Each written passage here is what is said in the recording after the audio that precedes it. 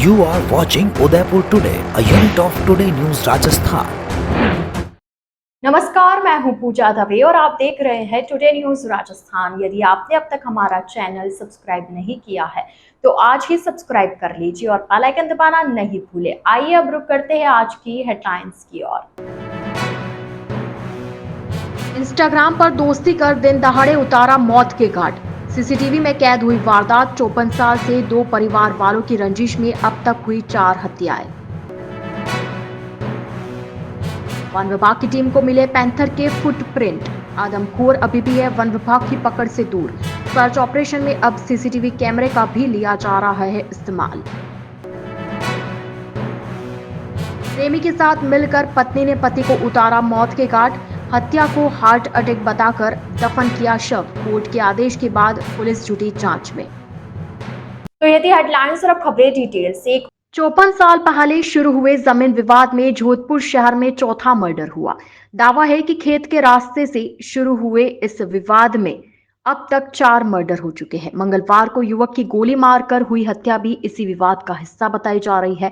शहर के बासने थाना इलाके के सांगरिया फाटा में 2 बदमाशों ने एक युवक को गोली मार दी थी।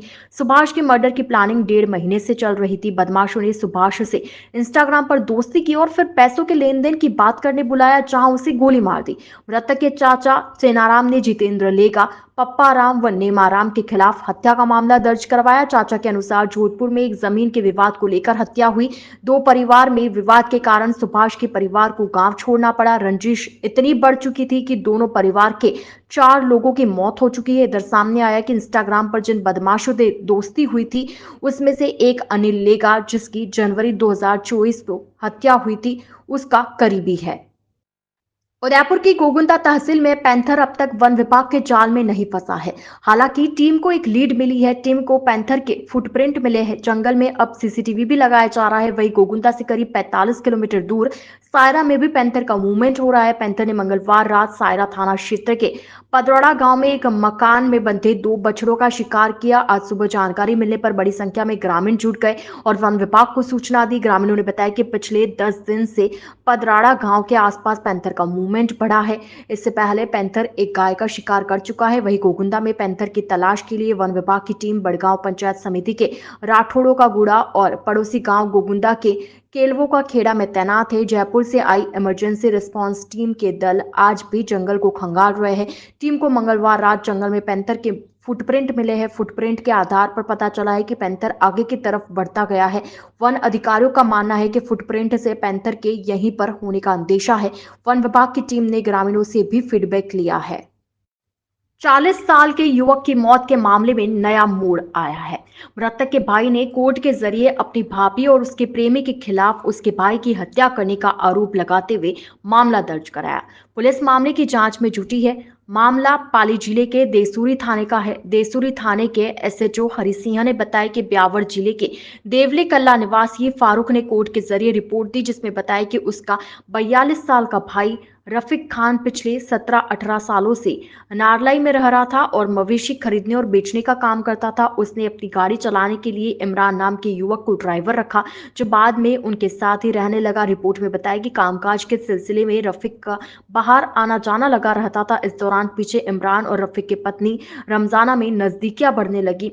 इसके बाद में रफीक की नाबालिग बेटी ने अपने पिता को बताया। इस पर रफीक ने पत्नी रमजाना और इमरान को समझाया और सख्त हिदायत दी। आरोप है कि 10 जनवरी 2024 की रात को रमजाना ने अपने प्रेमी इमरान और कमरुद्दीन के साथ मिलकर रफीक की हत्या कर दी। दूसरे दिन बात फैला दी कि अटैक आने से रफीक की मौत हुई और शव दफनाने के लिए देवली लेकर आ गए। जहां बॉडी देखी तो उस पर जगह जगह चोट के निशान मिले। पोस्टमार्टम की बात कही, लेकिन रमजाना राजी नहीं हुई। शक होने पर उन्होंने 13 जनवरी 2024 को थाने में भाई की हत्या का शक जताया। इस पर पुलिस ने बॉडी बाहर निकाली और पोस्टमार्टम कर विसरा जांच के लिए भेजा। उसके बाद ही पता चलेगा कि मृतक की हत्या हुई या हार्ट अटैक से मौत हुई। टुडे न्यूज राजस्थान के इस बुलेटिन में फिलहाल के लिए इतना ही। आइए चलते चलते एक बार फिर नजर डालते हैं आज की टॉप हेडलाइंस पर। A1 Senior Secondary School, a legend in school education, co-education, English medium with commerce and science stream. A1 Senior Secondary School is situated in the heart of the city at University Road, Ayer, Udaipur. The school aims at all-round development of children. Limited student in each class, medical checkup twice in a year, well-equipped physics lab, chemistry lab, biology and computer lab, spacious library and reading room, round-the-clock TV surveillance by the management. A1 Senior Secondary School, 1 North Ayer, University Road, Udaipur. Admission open nursery to 12th. Please contact immediately. Instagram पर दोस्ती कर दिन दहाड़े उतारा मौत के घाट। CCTV में कैद हुई वारदात। 54 साल से 2 परिवार वालों की रंजिश में अब तक हुई 4 हत्याएं। वन विभाग की टीम को मिले पैंथर के फुटप्रिंट। आदमखोर अभी भी है वन विभाग की पकड़ से दूर। सर्च ऑपरेशन में अब सीसीटीवी कैमरे का भी लिया जा रहा है इस्तेमाल। प्रेमी के साथ मिलकर पत्नी ने पति को उतारा मौत के घाट। हत्या को हार्ट अटैक बताकर दफन किया शव। कोर्ट के आदेश के बाद पुलिस जुटी जांच में। Birla Open Mind International School, Udaipur prides itself on the quality of its educational programs, the professionalism of its staff, the enthusiasm of its students, and the high level of support provided by parents and community members. We are an open school and we actively seek participation and involvement from the whole school community. Our school has completed just 1 year, but it has set all the values of education with the new management, new vision and new facilities. Our school is ready to touch new horizon. At Birla Open Mind International School, we believe in empowering confident, competent, compassionate and charmistic citizen. Birla Open Mind International School near Transport Nagar and ION Digital Center, Udaipur. Admission open. Please contact immediately. रखी नजर हर खबर पर। Today news Rajasthan.